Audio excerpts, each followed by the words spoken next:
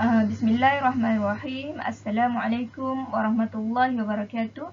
Saya Siti Fatimah binti Muhammad Suhaimi, nombor matrik A171686, akan membentangkan mengenai ulasan video Kasim Ahmad.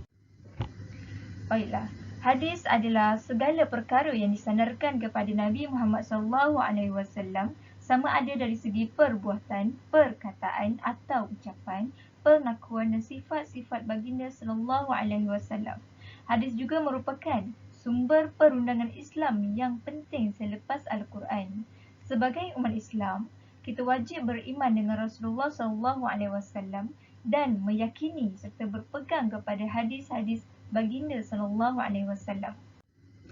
Seterusnya, terdapat sebilangan dari umat Islam sendiri pada hari ini yang hanya berpegang kepada sumber perundangan Islam yang pertama, iaitu Al-Quran, dan menolak hadis Rasulullah sallallahu alaihi wasallam.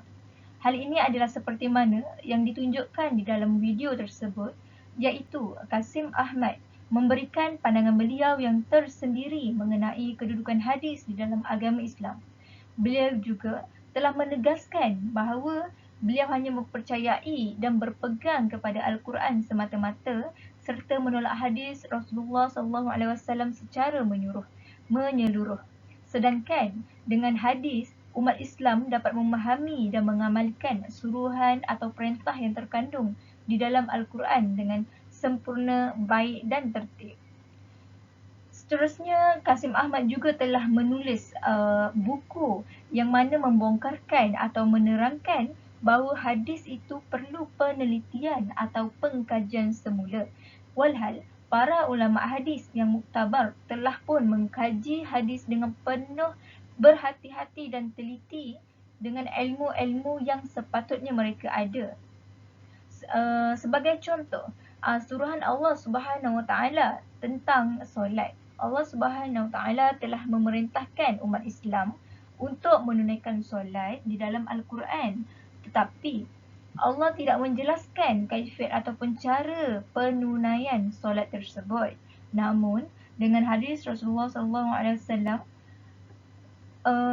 dapat menjelaskan cara pergerakan solat secara tertib dan masih diamalkan sehingga sekarang di atas muka bumi ini. Hikmahnya adalah umat Islam dapat mengerjakan perintah Allah Subhanahu Wa Taala, iaitu solat dengan sempurna dan tertib. Seterusnya, kepentingan dan peranan hadis dalam syariat Islam. Terdapat beberapa kepentingan. Antaranya adalah yang pertama, menjelaskan serta mentafsirkan ayat-ayat Al-Quran yang mujmal, iaitu ayat-ayat Al-Quran yang bersifat umum. Dengan hadis dapat mentafsirkan ataupun menjelaskan ayat-ayat tersebut. Seterusnya, menghadkan kemutlakan hukum yang ada di dalam Al-Quran, mengadakan hukum yang tidak dinyatakan di dalam Al-Quran, dan menghususkan ayat-ayat Al-Quran yang bersifat umum agar dapat difahami oleh umat Islam dan mengamalkannya. Seterusnya, beberapa faedah mempelajari ilmu hadis adalah, yang pertama, dapat membezakan antara hadis yang sahih dan hadis yang palsu. Kerana dengan ilmu hadis, kita akan mempelajari peringkat-peringkat ataupun kedudukan sesebuah hadis tersebut. Seterusnya, dapat mengetahui cara terbaik Rasulullah SAW menunaikan ibadah, dan kemudian kita dapat berusaha untuk mencontohi Rasulullah SAW supaya kualiti ibadah kita lebih baik. Seterusnya, meningkatkan rasa kecintaan terhadap Rasulullah SAW. Kesimpulannya, jika seseorang itu menolak hadis, maka ia juga menunjukkan bahawa ia tidak beriman kepada Rasulullah SAW dan ia tidak dapat mengamalkan sepenuhnya perintah Allah Subhanahu Wa Taala yang terkandung di dalam Al-Quran.